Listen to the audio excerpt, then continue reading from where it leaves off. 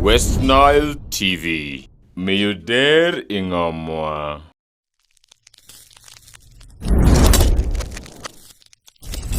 West Nile TV. Miyuder Ingomwa.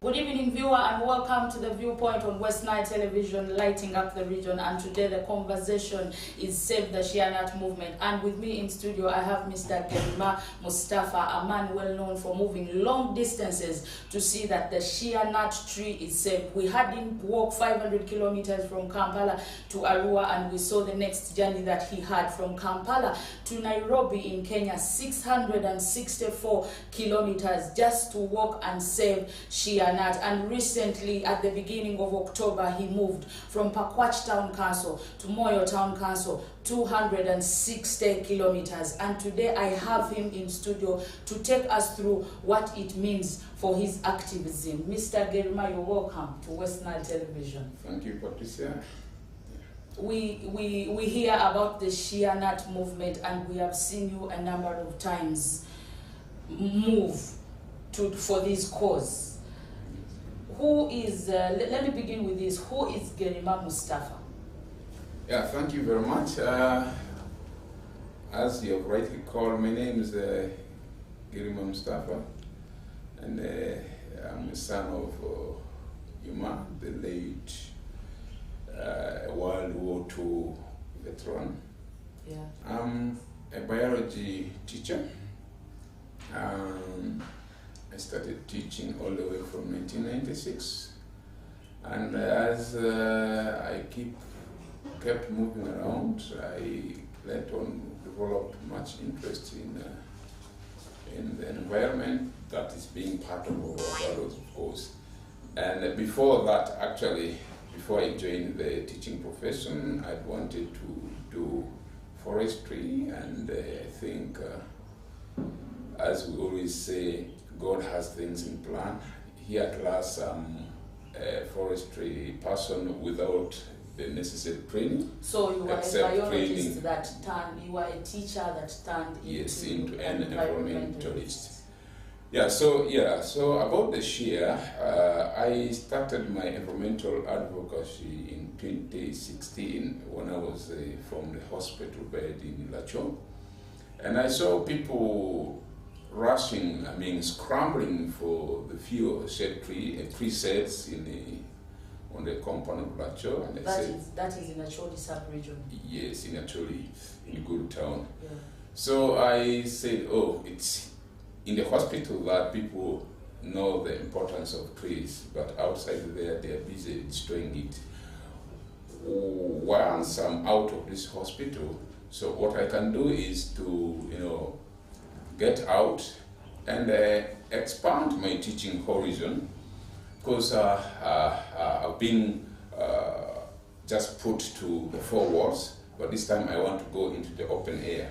So I decided not to continue with the classroom teaching, though I still call myself a teacher by now.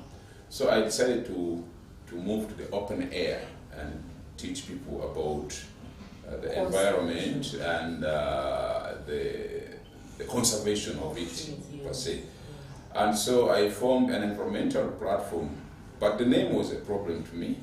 So I looked around and said, but which is the highest point in Uganda?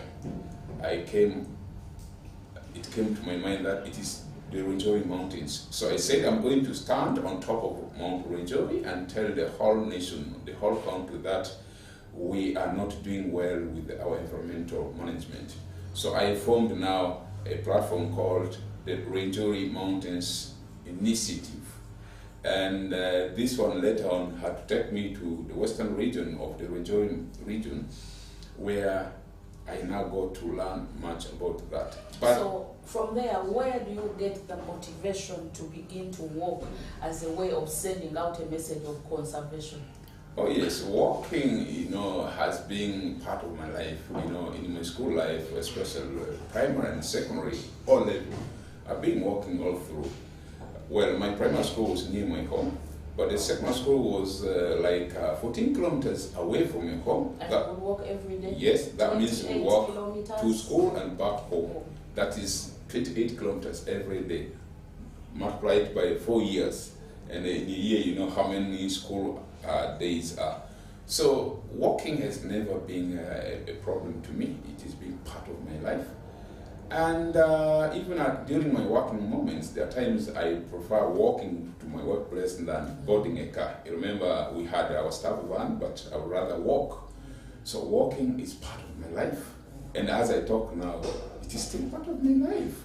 So I said now, this is a strong point for me. How can I translate this strong point into other affairs? I chose to do walking. Remember, the United Nations recognizes walking as a sport, and a sport that can actually bring attention of people And get results. and have results. So I chose to do my advocacy, environmental advocacy, through walking. And today I think it is giving results, because when I walk, people get concerned. The whole thing is just to attract the attention of the people, so that you can easily deliver your message. So this walking does not make you physically fatigued, because 600 kilometers is a long walk. Oh no, it doesn't make me really fatigued. How long did it take you to walk from Kampala to Nairobi? Compared to Nairobi was 19 days, 19 days. which was contrary to my initial planning of 21 days. But because you see, So when you you walked walk, within the record time. yes, If you were an Olympian, you would have gone past the Olympic record. that's right. Shea nut shea nut tree is considered as black gold. Yes. Why is it so? Yeah, people have their versions. There's black gold, Yeah. there's the green gold, Yes. and the women's gold. But the key word here is all is gold. Gold. Yes. Maybe a bit of brief about the shea. Remember, shea nut is a tree species exclusive to the African soil. Yeah. And in Africa, we find it in 21 countries, all the way from Senegal up to Ethiopia, including your own Uganda here. Yeah. And for your information, the Ugandan shea has the best quality. Uganda and South Sudan has the best quality. And so, it is gold. But now the understanding of gold, people have it in their own ways.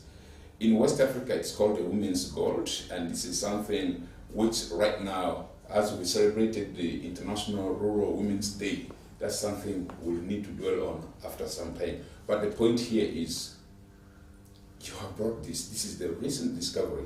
Of recent, it is being made known to be, the black gold.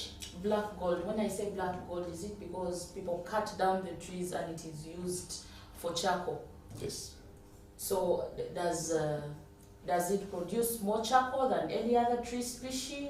Very right. It is claimed by them, because I can't say it produces. They claim it produces the best quality, of which charcoal, they call the superior quality of charcoal. which value is high when you sell it. Exactly. And this one, I ascertained it in Nairobi. So when I finished my work in Nairobi, Yes. I was more like co-hosted by United Nations and the World Agroforest Center. So the World Agroforest Center, that is more technical in forest matters, Yeah. took it upon themselves to help the United Nations, because with the United Nations there was more of a policy than the technical aspect. So the World Agroforest Center had to, drive me around Nairobi town, Yeah. to the charcoal markets, and due to my little knowledge of Kiswahili, they didn't realize I was somebody from away, and they just knew I was from within the area. And we moved, and we realized that much of the charcoal sold in Kenya comes from Uganda. Remember, Kenya has banned charcoal burning. They don't allow charcoal burning unless it's hidden somewhere around. So Ugandans export charcoal to Kenya? I would say export, of course, in a commercial term, they export, because from Uganda it goes to Kenya.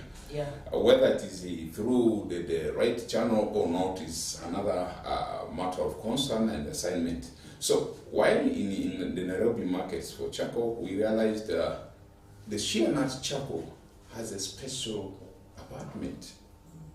And all this is coming from Uganda. From Uganda, and not just Uganda. Remember, in Uganda, shea nut is found in the Greater North. Yeah. When I talk about the Greater North, that means it begins all the way from Kapchorwa. I was in Kapchorwa in 2019, towards the end.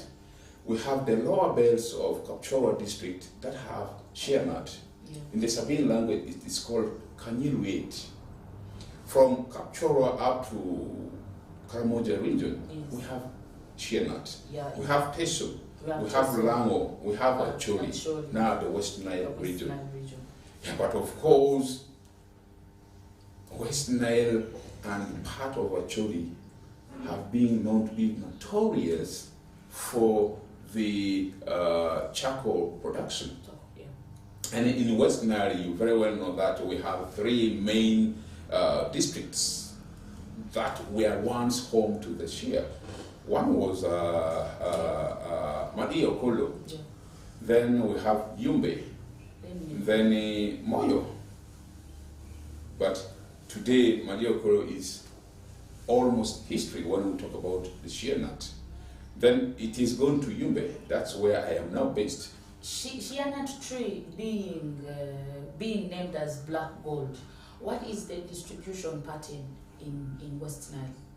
Where is it found more? You mean the charcoal or the tree? The tree. Yes, that's what I was saying. Initially, Madi Okolo used to be the epicenter of the shea trees. Yeah. But because all eyes were on that, Yes. it has been Depleted. what I would call decimated. It is being brought to minimal levels. You always drive from here to Kampala. You drive through the shea area, the Olepi sub-county, the Okolo sub-county, Anyiribo sub-county. And if you go to Ofaka, because Ofaka is majorly affected by the economic activities like farming, people have gone down to cut the trees to allow room for their farming. Yes. What could be the current population of the shea nut trees and the regeneration status? When I say regeneration status, I mean if a shea nut tree is cut, doesn't it regerminate? Yeah, about the current status of population, Yeah. I think the right ministry has that. For me, as a messenger, I have never gone to that. But what I can say from a verbal, on the ground point of view is, it is alarming. The shea tree population is not there. Let me give you an example. In Yumbe district, there's a place called by the locals as Komorofe. Komorofe is the name of that place, meaning the trees that were found, they were exclusively the shea trees those years. But if you go now, the name does not represent what is on the ground. Komorofe is no longer representing what used to be there. Is shea nut tree a natural tree, or it is a tree that is planted No. and grows? We have what we call in the indigenous species. Yeah. This is an indigenous species. It's not an exotic or an imported thing. It is an indigenous species that grows in the wild. Nobody had ever done the planting of it until of recent, that now, due to these kind of advocacies, it is coming. Remember, I did not come the first time person to talk about the shea. Mine came as a result of that too much reduction of the shea in our own land. I went to school. Yeah. We used to use the shea oil for our bad beans in school. Yes. I am not afraid to say, but that was the life we were brought in. The beans that were cooked in school were too bad that the only thing we will do is to Shea nut. kind of appetizing, and that was shea nut. Why we chose shea nut is the oil can survive the whole of a term once you are there in school, once it is fried with the onions. So we found shea nut was our relief. And that's one. Two, the shea nut was used for smearing our baby. Today people talk about the Johnson's baby powder or the stuff. But for us, as we were growing, that was. And at other places, it was used for treating poison. This is in West Nile. So shea nut is medicinal. It's medicinal, it is a confectionery, it is cosmetic, it is edible, everything in shea nut. It is a multi-purpose. Multi-purpose, yes, multi-purpose. So the shea situation in West Nile now, it is taken to that. And that's where some of us had to come out. Yeah. But my coming out was not these issues of this. Mine was still from the teacher point of view, from the biological point of view, because I'm a teacher and I've been teaching biology, and my main topic was ecology. Now, ecology is the last topic in biology. In fact, in War Girls, when I was teaching, the girls gave me a name, Mr. Ecology. So, in the ecology, we have what we call ecosystems. And once the ecosystems are affected, it will cause imbalance to the others. Ecosystem has the animals and the plants, the flora and fauna at the same time. So I said, no, I think as a teacher, I can't keep watching this particular species go down when other people are not talking about it. That's why I had to sacrifice my classroom teaching to come out to this open air teaching, which is not as smooth as the classroom teaching. It's not as smooth as the classroom teaching. But thank God, I see that there are voices. I mean, there are ears that are listening to my voice from the local people. That's why of recent you talked about me walking 260. That was to interact with the locals. With the local people in the and find out why they are depleting. Exactly. And I did not just walk to sub-counties anyhow. I was walking to the sheer sub-counties. Remember when I walked from Kampala to Arua, I was walking on the highway. Yes. It is until I reached Pakwach that the sheer people were coming, pouring in. But this time I chose to go to the villages, interact with the people, and talk to the government officials there. Now you're seeing people are responding to the share. What are you going to do to them? I have two main agendas: to talk to the people and to call on the government offices to mainstream the share nursery issue. So when you talked to the local people who are probably doing charcoal burning, what was their attitude? How did they embrace your message about conserving the trees? Yes, I have to make this one clear. I'm a born of West Nile. Yes. And if I can say, people who do charcoal burning for their own use in West Nile is less than 3%. Much of our charcoal here is done on commercial purpose, and the players in the charcoal are not West Nilers. The West Nilers are only remain as collaborators in saying that there's a land there where there are share trees, and so they go to the landlord. Do these collaborators buy the trees? They buy the land. They don't buy the tree. Oh. Somebody goes to buy the land in the name of doing some other farming, and in the end, they end up cutting the trees. Yes. So do they deliberately cut down do they deliberately purchase land that has shea nut trees? I think that word explains it better. And does it mean that if I buy the land, you have no say over what I do with what is on the land? The fact is, you have bought the land, you have given me my money. I am not going to say, do this and that.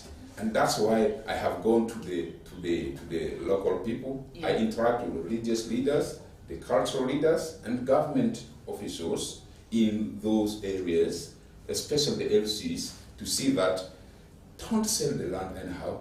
In case you're selling that land, sell a land which does not have a shea nut tree.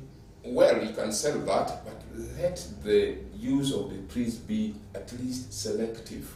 Because here we're talking about shea nut, which is a species once cut, its regeneration is a big problem. It's a very big problem.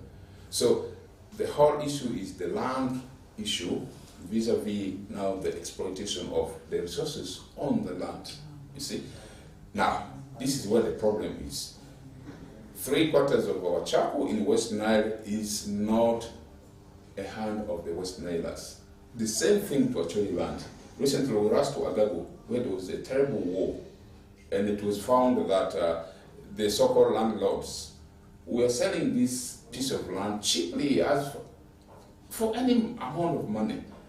Well, is it because they are poor and they don't understand the value? Exactly, that's what I wanted to say. You see, when I wrote to United Nations to walk to their office, I had written a sentence about the nexus between the relationship within the long decade war in northern Uganda and now the poverty line, which now people tend to put that.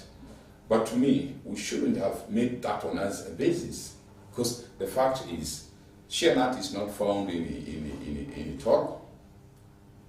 Shea nut is not found in Ankole. Shea nut is not found in Bushoga. Shea nut is not found in Bugisu. That means it is a pride to us. We need to preserve it. In West Nile, in Acholi, in Lango, it is used as a cultural anointment, especially the Acholi, when they are going to anoint their king. Like here, very soon we're going to have the coronation of the royal king. Yeah. And the king will have been smeared with that. That means they have a cultural attachment to this shea. So it matches, it is valuable in terms of economic aspects. It's also our identity. Why don't we respect this identity? I had based my first argument of walking by saying we had the white rhinos in Ajai Game Reserve, where my grandparents come from. And because of negligence here and there, we lost this. Just behind us here, where we are sitting, there is what we call the White Rhino Hotels. It's again dilapidated. So the White Rhino issue is going. The shea nut is falling. So I came out to tell my own people that let's do something. I know I can't have the power to stop the cutting. But if I talk to you, you can have the power to stop cutting by now putting it in your fields. You rightly said that what we have currently, we are the ones in the wild grown. So somebody will say, this is just something God-given, it was there, why do this and that to me? So basically what we need to do is, you talked about the shea nut movement. It is save the shea nut movement. What are we saving? The species. For me as a biology teacher, I'm trying to see that the species must survive on this world.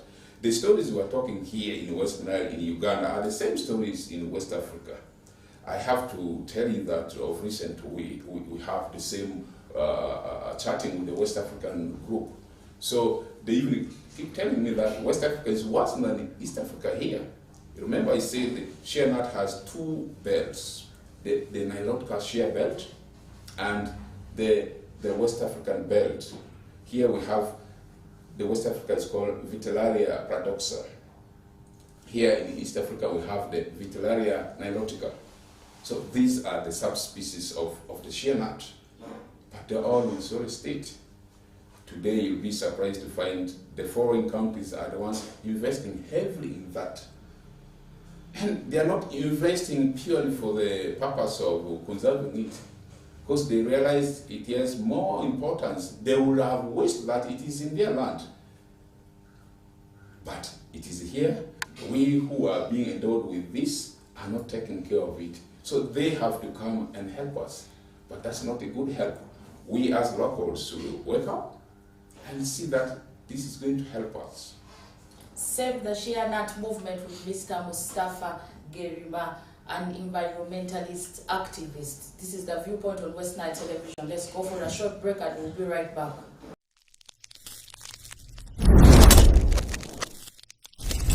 West Nile TV, lighting up the region.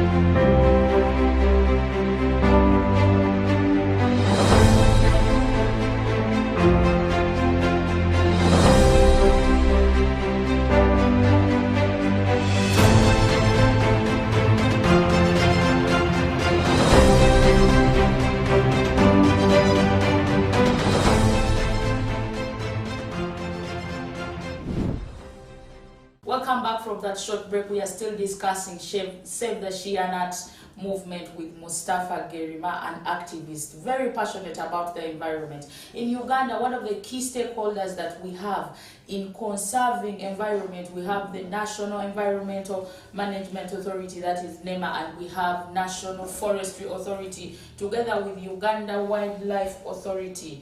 Mr. Gerima, as the discussion continues, as you walked, did it attract government's attention to come up with deliberate actions to see that this shea nut and other traditional tree species are conserved? Yes, that's a very good question, because before even I started my works, Yes. there was already a presidential directive on the shea nut protection. That was way back in 2006. And somebody who sits in NEMA head office in the names of Francis Sabina Ogwaro was charged with that responsibility. Yeah. That means the central government, headed by the president, has taken this war. And yes, you talked about NEMA, NFA, and UWA, the Uganda Wildlife Authority. They are all concerned with this, and fortunately these are offices I have ever visited and talked to them about my conservation efforts. Actually started with the Uganda Wildlife Authority, because when they saw my Rwenzori initiative, they thought I was going to promote tourism, much as of course tourism comes as a result of our natural resources. So I worked with the UWA, I worked with NEMA, then NFA, and the NFA ED is a technical advisor on my affairs. I worked with the director of natural resources, natural forests in the NFA, also director of plantations, and the public relations office of NFA. So the government is doing a lot, especially what I would call the central government. I remember I said there was a presidential directive on the protection of the shea nut. Yes. Then there came a ministerial statement given by the Honorable Minister, Honorable Sam Cheptoris, Minister of Water and Environment, Yes. about a ban on illegal exploitation of the shea nut trees and Afzelia africana. This is something recent. And the statement was, it was a directive to the local government, the district local governments, that they should, implement this. And as I talk, Yes. the districts, various districts in West Nile and Greater North, still give permits to charcoal business. That means it is now a challenge in policy implementation framework. It's a problem in the implementation, I would just say. Sometimes I actually don't want to use these big terms to confuse my audience who are the local people. Yes. The point here is we have not been putting into practice what is said from the top. You asked me what the government, even when I finished my Kampala Arua walk, yeah. I was invited to Parliament and I was recognized by the Speaker for spearheading this. Immediately after that, there was a motion moved by Kabramaido woman MP, Honorable Maria Goretti Ajilo, about the protection of shea nut and tamarind. And from that, it was during the time when the Parliament of Uganda was preparing to host the Commonwealth Parliamentarian Conference that was in Nyonyo. Yeah. And I was also taken to be part of that in spearheading tree planting, because the Speaker said now Uganda is ahead of that. I was given the trust to organize the tree planting together with the Parliamentary Forum on Climate Change, who fortunately is headed by our own son, the Honorable Bika Lawrence. Yeah. And together with my colleague, Honorable Bernard Atiko, we did a lot. I even came to Nebi town to take 100 seedlings of shea nut.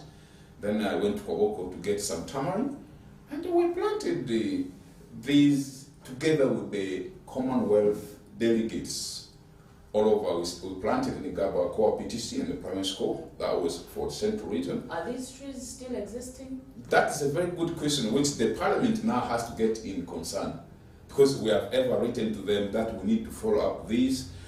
I have ever refused to use this word pre-planting. I prefer to say tree-growing, because planting you can just plant here And you it, don't nurture yeah, it, don't and nurture it it, dies. and it goes. So, yes, we planted trees in central Buganda, in eastern Uganda, and in the western. Western we planted at the Uganda Mountains in the University in Kozi, and in central we planted in Buyende, that is at the Speaker's home region. Yes. So, we planted in general together with the NFA over 600 Shea nut trees. I mean, assorted trees, over 600. But and you've never done follow-up to see out of well, the 600, we went how many on our survived? own, but we should have gone with the Parliament. And when you went on your own, did you find any trees surviving? A few surviving. A Around few how are many? surviving. I can't now state the number now because it is taken a year already when we last went there. And this is something which is serious. This one comes back to what I say. We have wasted or spent a lot of money doing pre-planting, but we don't do pre-growing. That is by NEMA and maybe NFA? No, any institution that talks about pre-planting, including the government, cooperative organizations. Remember, corporate organizations now take it as their corporate social responsibility that we're giving tree seedlings. Yeah. Rotary has ever planted even over 8 million, Lions Club, MTN, name them. But yes, they plant.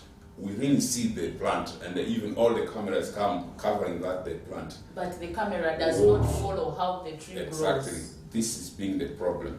So, your question of the government, yes, the central government is doing things, but the unfortunate bit of it now is the follow-up. I will still call on the central government to make a follow-up. I actually wrote an open letter to the president. I don't know whether he received it because open letters are just open until some of his media handlers come across that, they will do it. Because I got concerned. I said, despite your very good directives, you even appointed people for the share, but on the ground, the share is crying. Yeah, she is The great. share is crying. Apart from shea nut tree, what are some of the trees that are considered aging? And we've also had a government directive to protect aging trees. Yes. What are some of the trees apart from shea nut? Yeah, we actually talk, my team and I, we talk about indigenous species. And these are trees that last for long. One is the shea, we have the tamarind, we have the balanitis, then we have the banyan trees. These ones where we have, people used to use them for seeds, for the coffee plantations. Yeah. And many other tree species actually in the wild. And these trees are not suffering. One thing is, I have seen. And all of them have been subjected to charcoal burning. Well, I can't say charcoal because there's charcoal and wood fuel and even construction materials. Now, the irony here is that people clear the indigenous trees to put their exotic ones that are not compatible and that do not actually help our weather patterns. You see, it's like you're taken to a new place. You need time to readjust, and there are high chances that you may not even cope up with that life there. Indigenous is always indigenous. That's why even the whites say home is home. Whether you go east, you go west, you go where, you still come back to home. So my cry was the indigenous trees that have been greatly affected by our so-called development. Development, well, it depends on what somebody defines it. But to me, what people define it now is a kind of just a modern way of understanding what development is. Because if I have my granary, I think that's a development. But today you don't have granaries. In my movement, village by village movement. I saw granaries in the Shia corridor of Arivo. This is now the present-day Arua district. Yeah, they still have granaries. For Shia nuts? No, For storing their food items. Yeah. And that one talks about food security. That means, and it's for sure, if we take this region, they are more food secure than some of these regions here. If you go to other places in Western, you don't find granaries. And in Pakwach, you have one-legged granaries that are still there. Yeah. And they're food secure. That's why people go to Pawar, they go to those areas to buy food. Panimor is supplying. If you go to Pawako, there's a whole market called Panimor. How the name came is because the items in that market used to come from Panimor. Yeah. Amid these new and emerging developmental and environmental concerns, in your view, how best can government implement its directive on conservation of these natural resources? Yeah, I think there is need for a concerted effort. Really, there is need for a concerted effort. Let's take the case of Uganda. Yeah. There have been good laws and policies made, but to my knowledge, I think local governments are run by what we call bylaws. Yeah, bylaws. Yes. The greater part of the problem is down on the ground, which is controlled by the local governments.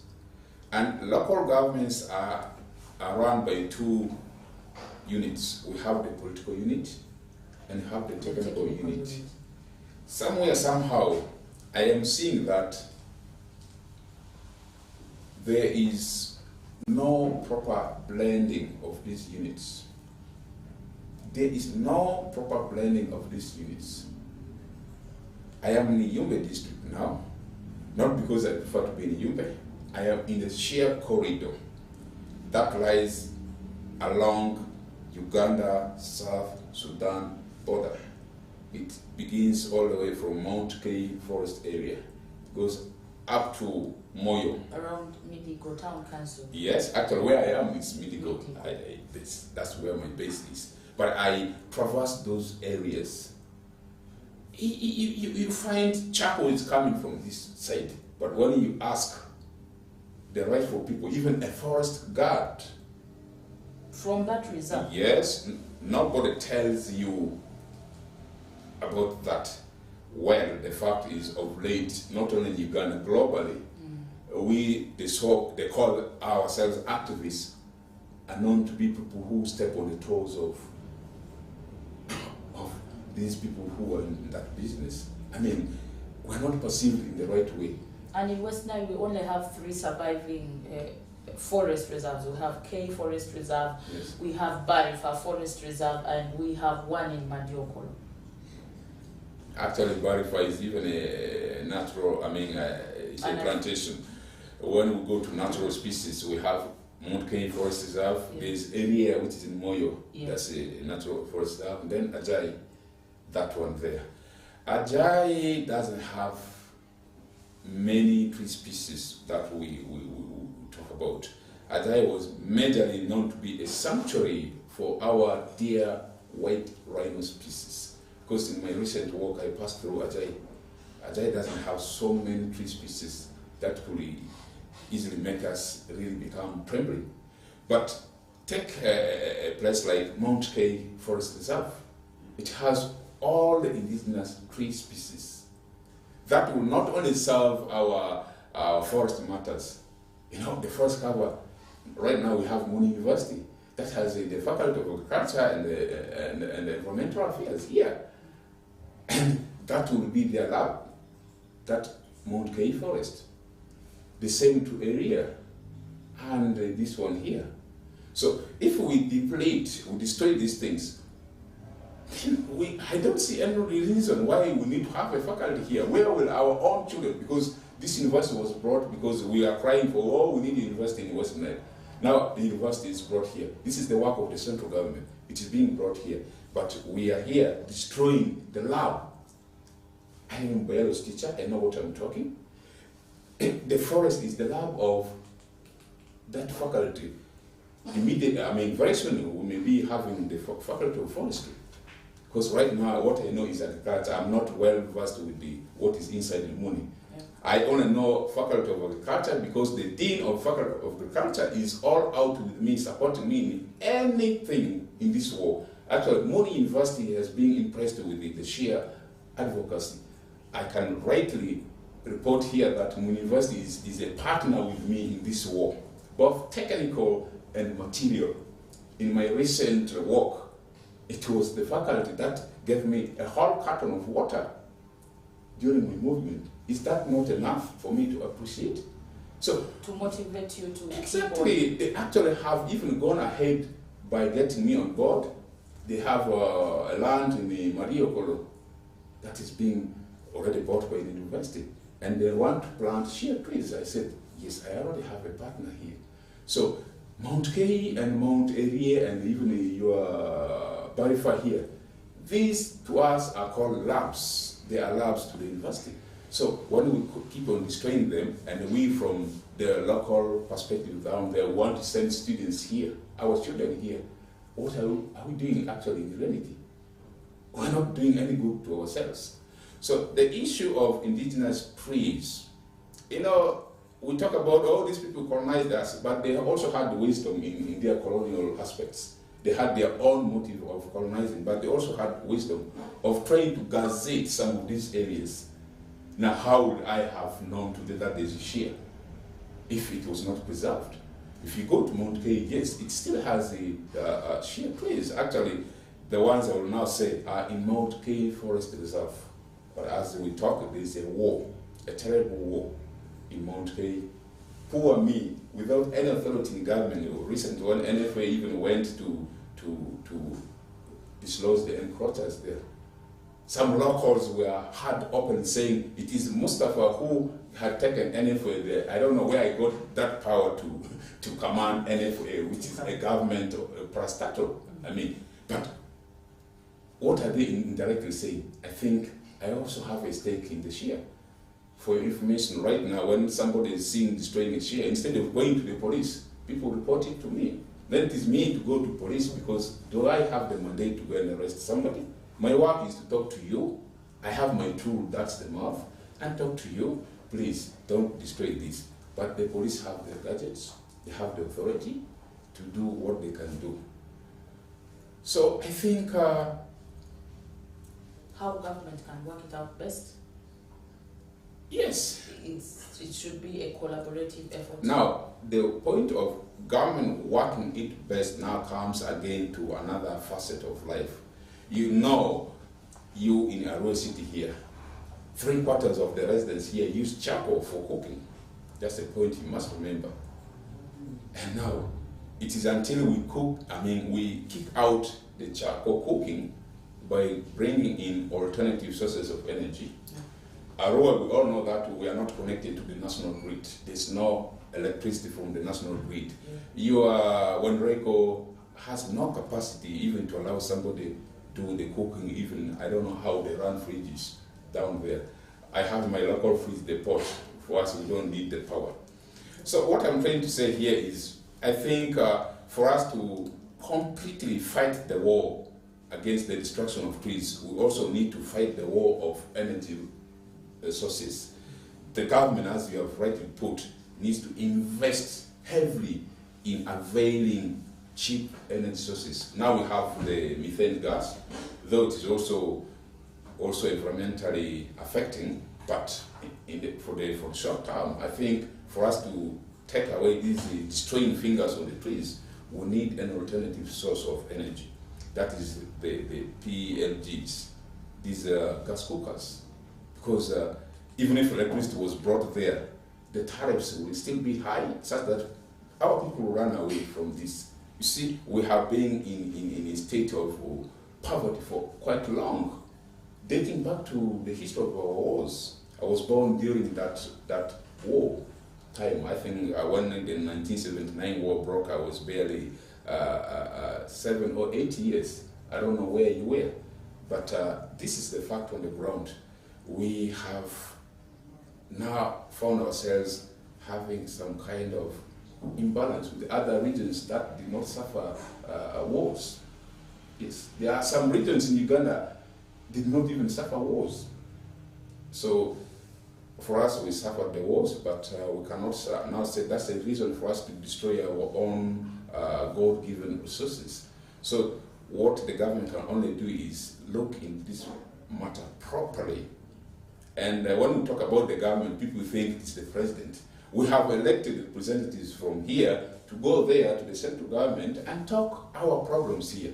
I think it is through our own representatives that these matters have to be solved. We need electricity here. At the same time, we need, other cheap forms of energy, such that the charcoal business is now thrown out. Once we're done with the charcoal cooking, then the trees will find some space to breathe.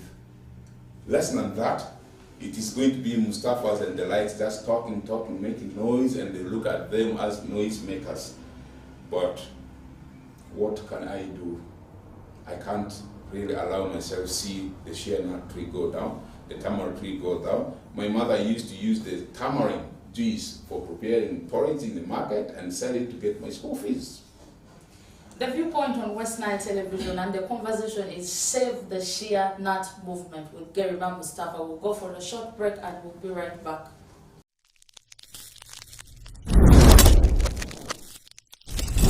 West Nile TV, lighting up the region.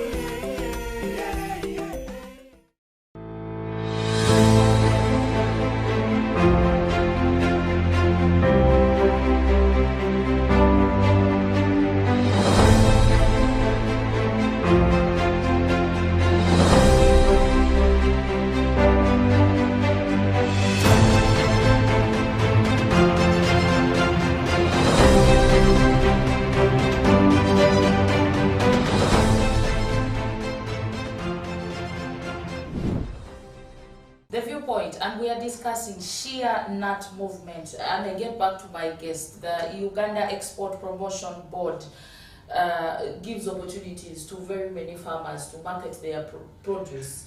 But currently what we are seeing, shea is not given much attention, and that is what is bringing trees to be cut down. How can we change the farmers' perception to preserve these shea nut trees and use it as a gold mine without cutting it? Yeah, thank you. And I wish that those people of the Export Promotion Board are watching us live. You have rightly said it. Remember, that's of recent, a week or two ago, there was the export promotion in the United Arab Emirates.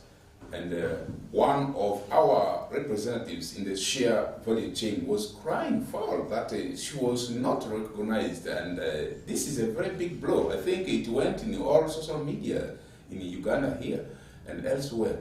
This lady in Cementa, she was crying that when she went there with all shea products and From Uganda. From Uganda, yes. And she's a lady I know. She's a lady whose factory is in the Uganda Industrial Research Institute, URI, Nakawa. Yeah. And would expect we in the shea fight, in the shea struggle, that such are the voices.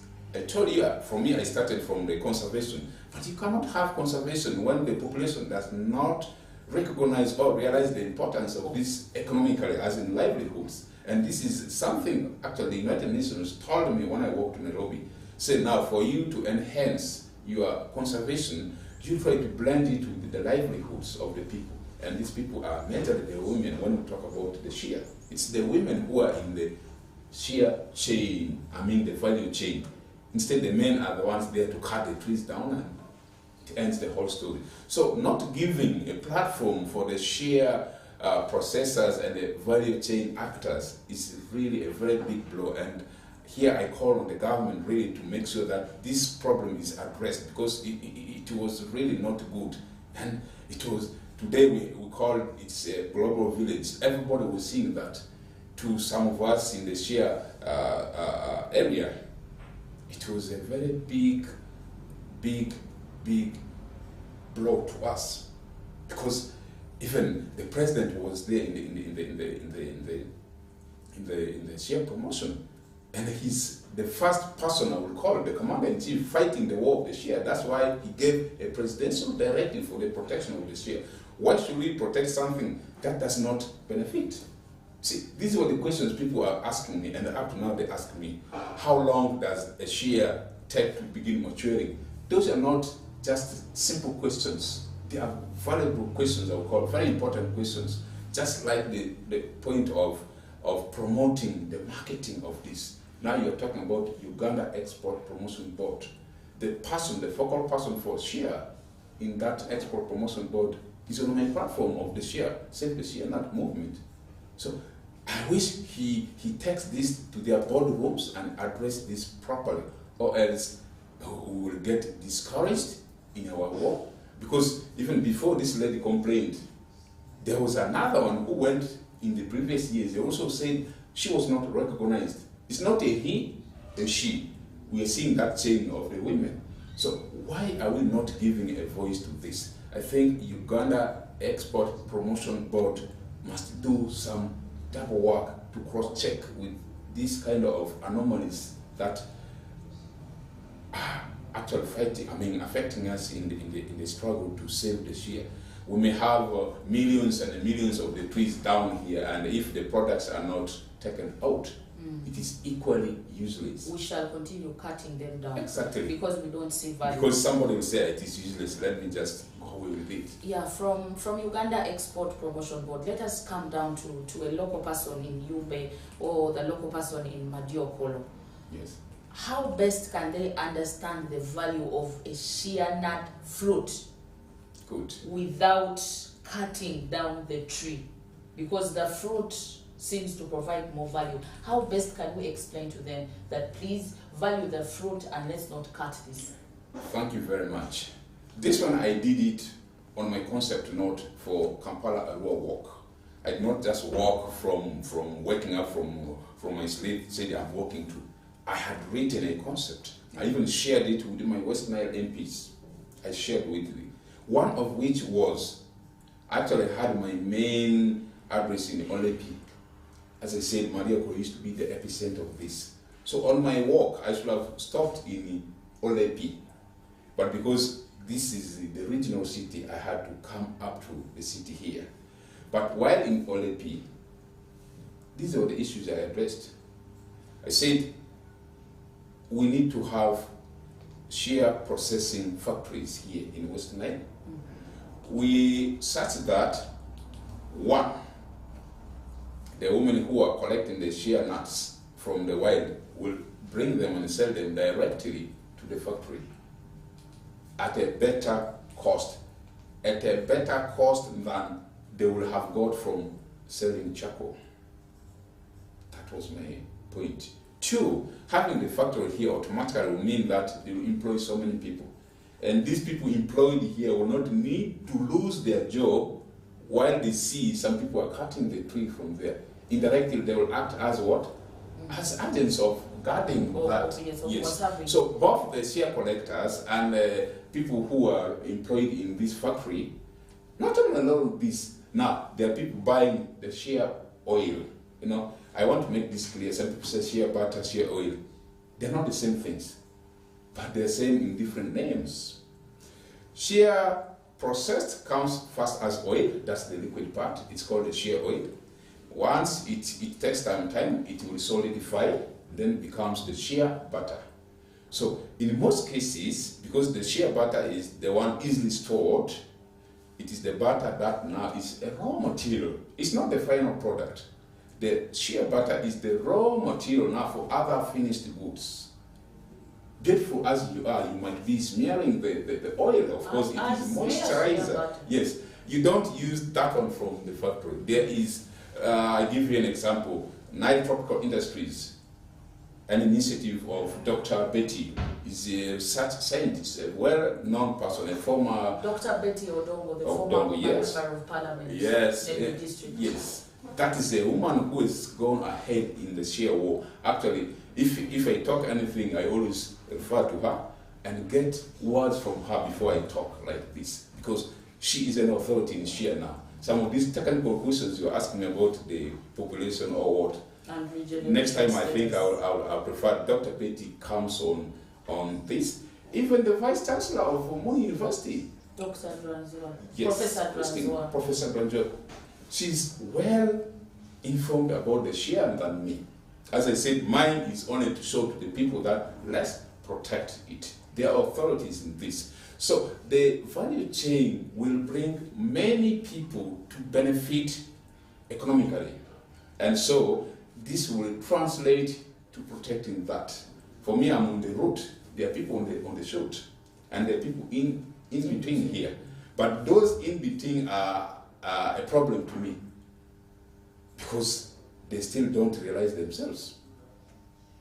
They don't realize themselves. So to put it in simple terms, we need all the people in this war, all the value, the key players, the key actors in this system. Yeah. Because for me, I started from the war against the root, from the root. If the root is uprooted, we're going to lose it. If we lose it, we're going to lose both ecologically. There's the ecological benefit and the economic benefit of it. But to my dismay, the local people know more about the economic benefit than the ecological, because in Uganda, not so many people are educated to that level to know that from the share tree we got oxygen, we get this and that. But they know from the share nuts they get money. Right now, if I'm talking to a woman in Yumbe, I talk about my oxygen, she will not understand. But if I tell her a kilo of the nuts is sold at 3,000, she's going to fight tooth and nail to make sure that, yes, this is preserved. Why can't we now have this? So the Export Promotion Board needs to do a lot to give a better picture of the share nut. In their books, you have colorful points, but on the ground, you see nothing. Yes, really, they have done enough research about the marketing aspects, the importance of these. You even look at their catalog and say, wow, this is good. But go to the ground, there's a problem. So those are the things I always call for a concerted effort. The good thing is, in my platform that started with myself, it used to be Kampala Nairobi walk. After the walk, now I changed it to Save the Share Nut movement. The Minister of Environment, Honorable Peter Nyuari, is on the platform. The ED is on the platform. The former speaker, who is now again Prime Minister, is on the platform. So this is a war we are fighting collectively with all walks of life. But majorly I call on the local governments to tighten their belts, because they have ever told me, this is what I want to make it clear now to the public. Many of them have told me from during my walks, I don't walk just in the bush. I walk to local government offices, that they still use charcoal as a source of revenue. That's why you see lorries of charcoal. And the West Nile, we are blessed. We only have one gateway. It will be easy to stop this. But where is the way to stop it? That's the question. That's why I chose to begin my walk from Pakwach. Not just, I enjoyed Pakwach. No, I had two reasons. Actually, Pakwach is the entry point. Even there is a roadblock there, day and night. They check. But I think... but charcoal still goes. It goes. Oh, yes, it goes. Here, the issue of complicity. We talk this, we do another thing altogether. We talk this, we don't mean what we talk from here. That's where our problem is. We're good people during the day, but completely bad at night. Because how could we really afford to let... Can you imagine somebody who's selling charcoal in Nairobi knows a name of a place in Yumbe district? I'm born of West Nile, but I had not heard of that name until I got from him. Then I went with this name to the local people now recently. I found the names there. They know the places where their charcoal comes from. So we are having also Kenyans in West Nile. Yes, they are. Charcoal mining. Yes, they are. Thank you so much, Mr. Geriba. Your last message in the local language to the people, to the farmers that probably have shea trees, and to the communities. Yes, our Modupi minima resi ma ndo enze fa poti mabula onve komroli dia ma West Nile TV dia. So amabi eyonze sana Geribani chozo komro tambazurare askuni komro iri amani uruduru fi amani eyo Tracy te tutuni longima esekele. So komoro amabine iri avisana sana pare ayo makai veso te animiku komoro maifi ile amani urudiji hata sende wazo mfuko wa aga amani ayo makarori mabi imbata fe komoro dia idozo ilia fu noromsi persalsi mabi imbata de fe girindondo si achiza singon ile te yomoni su atita di maria rekini agua mabula ki lo anvu di kiuzi komoro petit pied fezo komoro ni afa batemba komoro le va faire ki petit kiga and yo inde bana mani tabuji dikani te mata de imoru pivo le ambaki komoro mata askuni komoro ri amani oruduru ndera and baka odoninzi baruzi odunakuni bani sendeji ambondeni and relief walisi amasune ere yumbe moyo koboko areas ba gumingi ngaka afare mule komroje te isuki komro maifidio ifuni komro patidi kibo gaki ndezara so matadia I obivo ba ma mba komro potia te basiale diki ba mbai matati and then ba ma yado amado di komro sa askuni problem avla ambor komoro rebazo awazo subcounter lalasi le bama sa komorochi komoro repoti zi amani oroduruni levene anja mavle dread mamki oroduni su indibeni our former rupi ni marelsi. Thank you so much, dear viewer. And in this fight to save the shea nut movement, we've seen rapid human growth, we've seen government directives not being implemented, and intentional wildfires destroying these trees. Thank you so much, Mr. Geriba Mustafa. As West Nile TV, we continue to track the conversation to see how we conserve the surviving shea nut indigenous trees. This has been The Viewpoint on West Nile Television every Friday, 9 to 10 p.m. on West Nile Television, lighting up the region. Good night.